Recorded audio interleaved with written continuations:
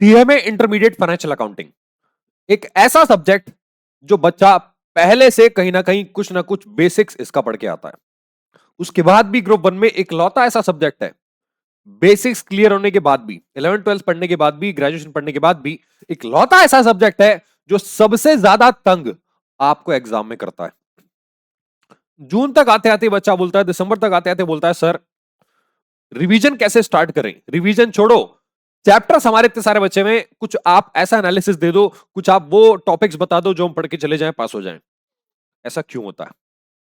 ऐसा इसलिए होता है क्योंकि आपको इस सब्जेक्ट को रिव्यू करना नहीं आता, आपको इस सब्जेक्ट का एनहांसमेंट नहीं आता, आपको इस सब्जेक्ट को एडवांस लेवल पे ले जाना नहीं आता, और आपको इस सब्जेक्ट को कैसे डे ड्रीमिंग से बच के एक्चुअल ड्रीम करके उसको अकम्प्लिश करना है, सब्जेक्ट को, सिलेबस को कंप्लीट करना, रिवीजन स्टार्ट करना, और उसके साथ साथ कॉन्फिडेंटली एग्जाम में बैठ के इस सब्जेक्ट के ऊपर मास्टरी करना आपको नहीं आता।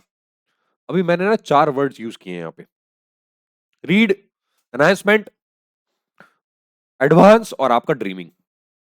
इन्हीं 4 स्टेप्स में मैं अगले 4 महीने के अंदर, मैं 4 महीने भी नहीं दूंगा आपको, मैं अगले 3 से 3.5 महीने, 3 महीना 10 दिन मात्र, भले ये 5 मंथ स्ट्रेटजीज का टॉपिक डाला गया हो, that is a different thing, but 3 महीना 10 दिन के अंदर पूरा सब्जेक्ट कैसे वाइंड अप करना है क्लासेस के साथ।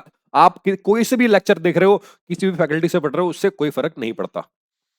कैसे आपको फाइनेंशियल अकाउंटिंग को एंड तक लेके जाना है, खत्म करके रिवीजन करना है, इस वीडियो के अंदर मैं आपको बताऊंगा। तो वीडियो एंड तक देखना, स्टेप बाय स्टेप बताऊंगा। बहुत ही पावरफुल वीडियो है, बहुत एनालिसिस करके मैंने ये बनाया है, और बहुत डिटेल में आपको मैं बताऊंगा कि कैसे सब्जेक्ट को खत्म करना है और आपको वाइंड अप करना है।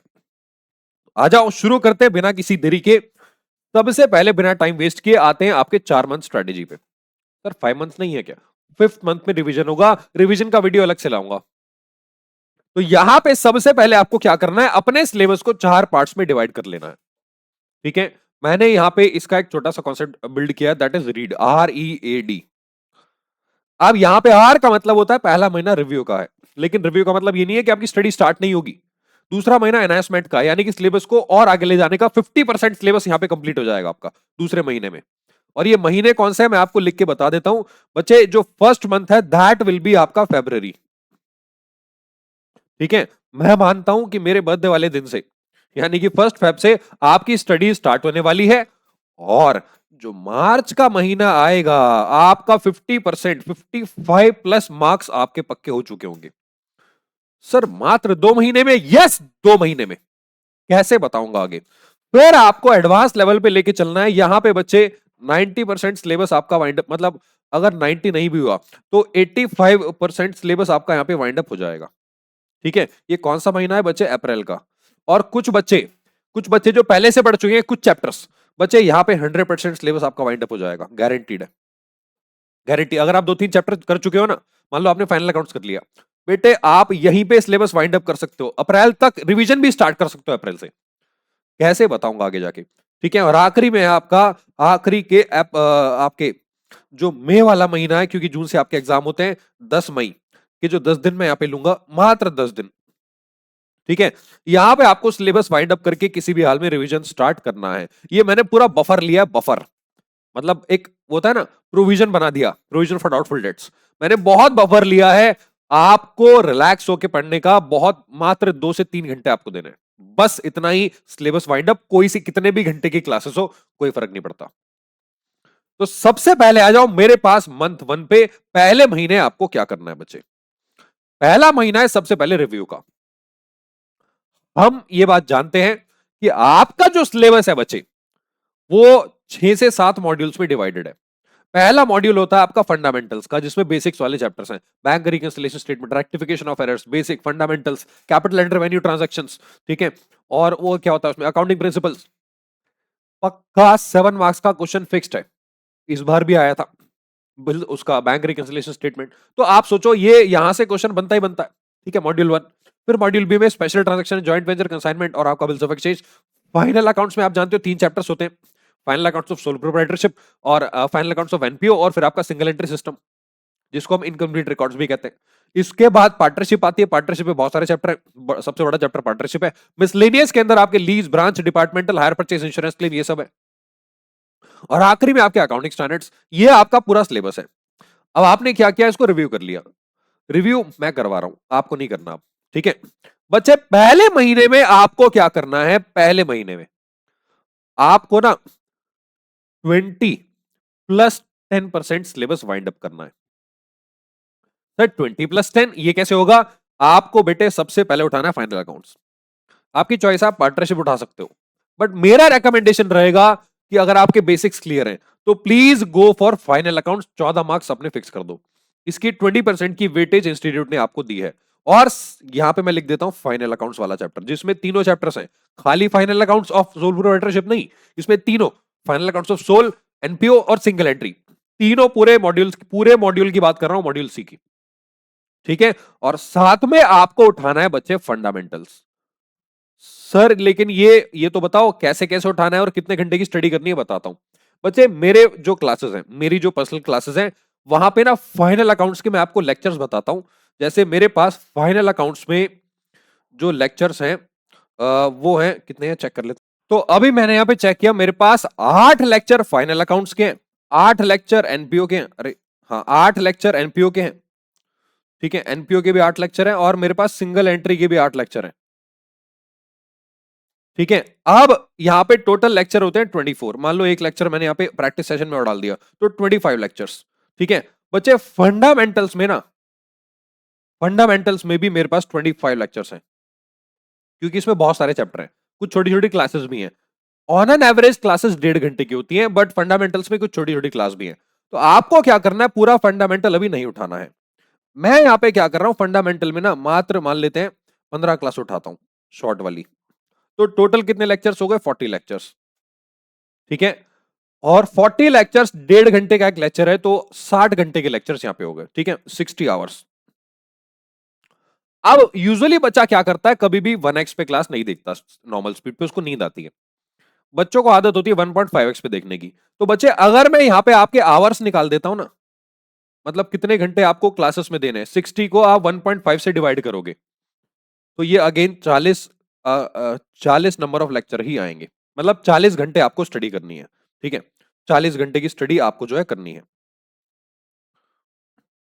अब 40 घंटे को आप 12 दिन से डिवाइड कर दो, क्योंकि आप सिर्फ 3 दिन फाइनेंशियल अकाउंटिंग को उठाएंगे, आपके पास 4 और सब्जेक्ट्स होंगे। अगर आपके पास बोथ ग्रुप्स है तो फिर आपके पास और भी कम टाइम बचेगा। तो यहां पे बच्चे 12 से मैं डिवाइड करता हूं तो 3.5 घंटे की स्टडी आती है।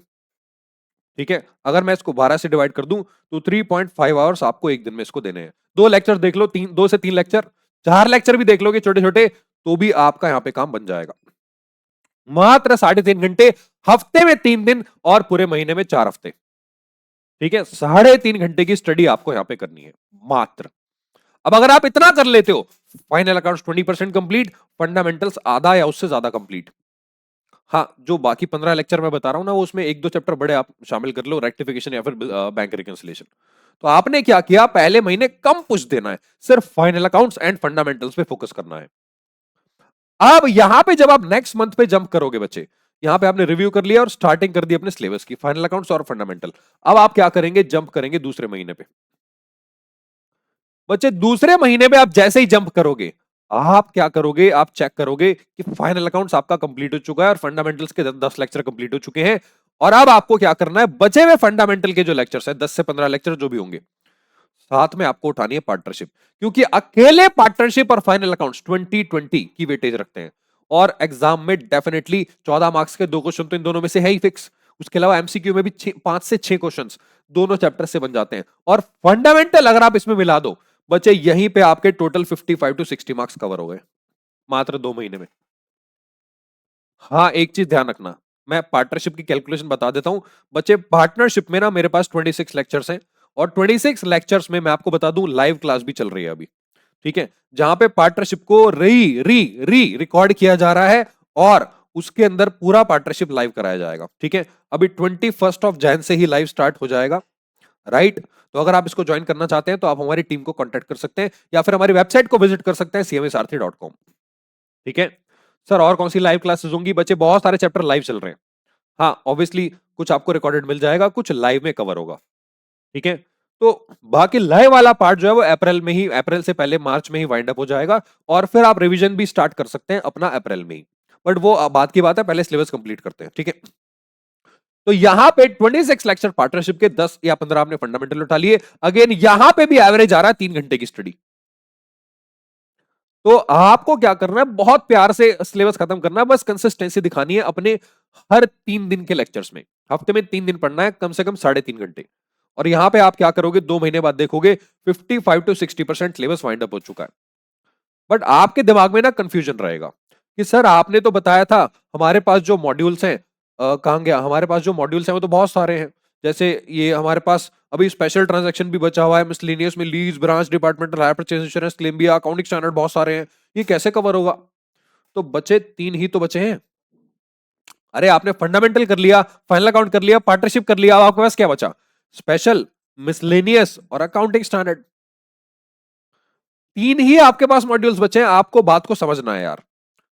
इसमें चैप्टर भले ही ज्यादा हैं, बट मैं आपको बता रहा हूं सबसे कम टाइम लगेगा। हाँ, ब्रांच एक बार को बड़ा चैप्टर कह सकते हैं, बट बाकी चैप्टर्स में इतना टाइम नहीं लगेगा। कैसे, अभी बताता हूं, आगे आ जाओ। अब आ जाओ मेरे साथ थर्ड मंथ पे। यहां पे आता है एडवांस। एडवांस मैंने इसको नाम इसलिए दिया है कि अब आपने 50% सिलेबस वाइंड अप कर लिया, अब आपको एडवांस जाके अपने सिलेबस की कंप्लीशन की तरफ बढ़ना है। बस कंप्लीशन में एक ही समस्या है, वो ये है कि यहां पे बहुत सारी चीजें आपके पास अवेलेबल है। जैसे स्पेशल ट्रांजैक्शन में consignment, joint venture, bill of exchange, 3 chapters हैं। मिसलेनियस में lease, hire purchase, branch, departmental है। इंश्योरेंस क्लेम भी है, मैं लिखना भूल गया शायद यहाँ पे, ठीक है लिख देता हूं। तो यहां पे आपके पास इंश्योरेंस क्लेम भी है, ठीक है, इंश्योरेंस क्लेम, इसमें भी मेरे पास 7 लेक्चर्स हैं, ठीक है, 6 लेक्चर सॉरी। तो यहां पे बच्चे, अब इसको आपको कवर कैसे करना है अगले 3 महीने, मतलब तीसरे महीने में पूरा सिलेबस वाइंड अप कैसे करना है, नहीं करना। ये टारगेट आप तभी अचीव कर पाओगे जब आप यहां तक 55% सिलेबस कर दोगे। अब ये आपको तीसरे महीने में बिल्कुल भी कवर नहीं करना हो। सर फिर क्या कवर करना है, बताता हूं।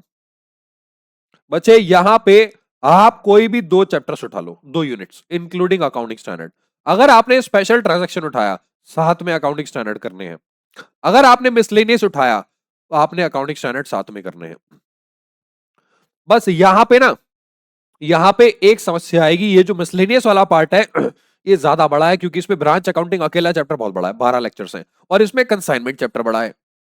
तो आप कोई सा भी उठाओगे, दर्द तो दोनों में होगा। इसमें स्पेशल में थोड़ा कम दर्द होगा, क्योंकि इसमें सिर्फ कंसाइनमेंट अगर आपने कर लिया, मेरे रेकमेंडेशन में आपको बताऊं, रेकमेंडेशन, आप क्या करो, अगर आप मेरे लेक्चर्स में कंसाइनमेंट कर लेते हो ना, कंसाइनमेंट, बच्चे कंसाइनमेंट में इतने सारे कॉन्सेप्ट हैं, आपके आने वाले चैप्टर सारे आसान हो जाएंगे, ब्रांच डिपार्टमेंटल वाले भी, ठीक है। तो अगर आप ये कर लेते हो, ये दोनों हलवा लगेंगे आपको, बिल्स ऑफ एक्सचेंज और जॉइंट वेंचर। इसमें खाली एक ही टॉपिक है, वो अकोमोडेशन वाला, और आपका क्या बोलते हैं, इंसॉल्वेंसी वाला केस आता है एग्जाम में, नहीं आता तो फिर बहुत आसान हो जाता क्वेश्चन, ठीक है। ये 6 लेक्चर्स बहुत ही हलवा चैप्टर है। अब अगर आप स्पेशल ट्रांजैक्शन और अकाउंटिंग स्टैंडर्ड उठा लेते हो सकता है आपके पास टाइम बच जाए इनमें से किसी एक चैप्टर को करने का। बच्चे कर देना, लीज उठा लेना, छोटा चैप्टर है, हायर परचेज भी उठा सकते हो, आसान चैप्टर है, ठीक है, या डिपार्टमेंटल 5 लेक्चर वाला। अब आपको क्या करना है, बचे हुए 10 दिन में, बचे रिमेनिंग 10 डेज में आपको अपना सिलेबस वाइंड अप करना है किसी भी हाल में, बाय हुक एंड क्रुक। मैं नहीं जानता कैसे करोगे। सर आपने ही तो बताया कि यहाँ पे जो बचे हुए लेक्चर्स है वो करने हैं, तो करने हैं ना। आपके पास राउंड अबाउट 20 to 22 लेक्चर्स बैठेंगे। कितने घंटे की स्टडी होगी, वही आपके 30 घंटे के आसपास।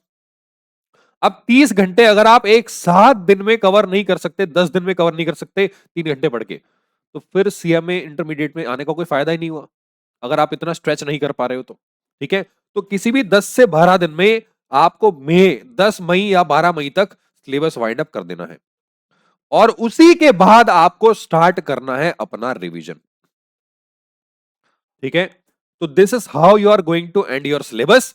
अब मैं आपको दोबारा से याद दिला देता हूं, लाइव लेक्चर्स बच्चे चल रहे हैं, एंड आई थिंक जो रिपब्लिक डे का ऑफर है वो लाइव हो चुका है, ठीक है। रिपब्लिक डे का ऑफर लाइव हो चुका है, मैं आपको डिस्काउंट एक बार बता देता हूं। 2600 रुपए का डिस्काउंट बोथ ग्रुप पे है, 1300 रुपए का पर ग्रुप पे आपको डिस्काउंट मिल जाएगा, और अगर आप फाउंडेशन के स्टूडेंट हैं वहां पे भी आपको 1300 रुपए का डिस्काउंट मिल जाएगा। पर सब्जेक्ट में आपको 260 का डिस्काउंट मिल जाएगा। ये ऑफर अगर वैरी हुआ होगा तो टीम से एक बार कॉन्टैक्ट कर लेना, नीचे कॉन्टैक्ट डिटेल आपको मिल जाएंगी वीडियो के एंड में, वीडियो के अंदर डिस्क्रिप्शन में। बाकी आप वेबसाइट विजिट कीजिए, डेमो क्लास देखिए और फिर अपनी जर्नी की शुरुआत करिए जल्दी से जल्दी, क्योंकि आपको जून अटेम्प्ट निकालना है किसी भी हाल में। ठीक है, तो ये थी फाइनेंशियल अकाउंटिंग की छोटी सी स्ट्रेटजी, जिसमें मैंने पूरा सिलेबस कैसे वाइंड अप करना है वो आपको बता दिया। आई होप आपको सेंस समझ में आ गया होगा कि सिलेबस वाइंड अप करने का एक आसान तरीका होता है अगर उसको सही तरीके से फॉलो किया जाए तो। ठीक है, अब मैं मिलूंगा आपसे बच्चे नेक्स्ट वीडियो में किसी और टॉपिक को लेके। जिस टॉपिक पे वीडियो देखना चाहते हो नीचे कमेंट कर देना, वीडियो जरूर आएगा। तो thank you so much for watching today. मिलता हूं आपसे बच्चे अगले लेक्चर में, तब तक के लिए take care and bye bye, और हौसला रखना, सीएमए सारथी आपके साथ है। Bye bye.